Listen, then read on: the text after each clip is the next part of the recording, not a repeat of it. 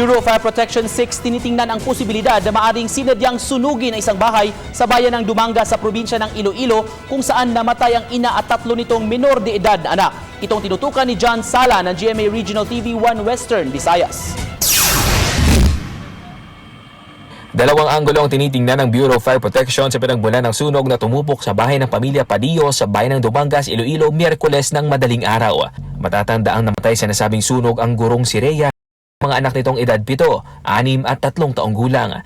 Ayon kay Fire Senior Superintendent Jerry Candido, Regional Director ng BFP6, kung pagbabasehan ng fire debris na nakita sa pinaniniwala ang lugar kung saan nagsimula ang sunog, posible umanong nasa ilalim ng bahay nagmula ang apoy. Ito nga, may nautod ang isa ka bridge sa loob.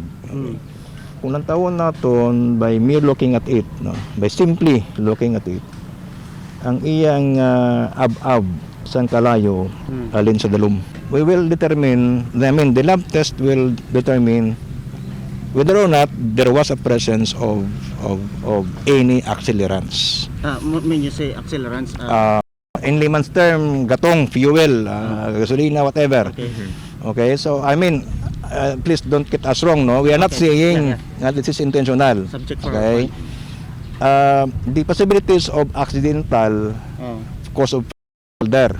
Pero meron din umanong nakita ang mga investigador na posibleng sa pader ng bahay nang galing ang apoy dahil sa short circuit sa linya ng kuryente. Grabe, labandang-bandang ginigo sa diyan sang thick black smoke kag superheated air.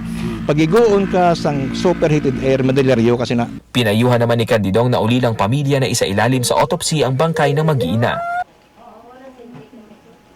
Samantala, emosyonal naman ang mga co-teacher ni Rhea sa sinapit ang anila ay pinakamabait at pinakamasipag na guro sa Pagduge Elementary School. Kasakit kag nakibot gid iya kami nga natabo gid na kay habal ko okay lang tani kung nasunog lang bala ang balay or ano wala lang sang kabuhi bala sir nga nadula amo na galing uli pagkabalo namon nga tanan gid sila yati syempre sir sakit-sakit. Kundi makamusubong ka mga baby mo.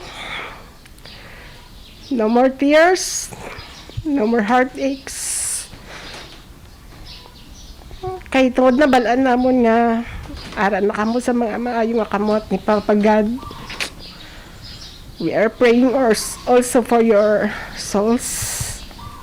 Rest in peace kamo tanan nini kay nakaupod mo man gyapon ang imong mga anak. 10 taon ang guro si Rhea at 7 taon na itong nagtuturo sa grade 6 sa Pagduge Elementary School. Ako si John Sala para sa GMA Regional TV.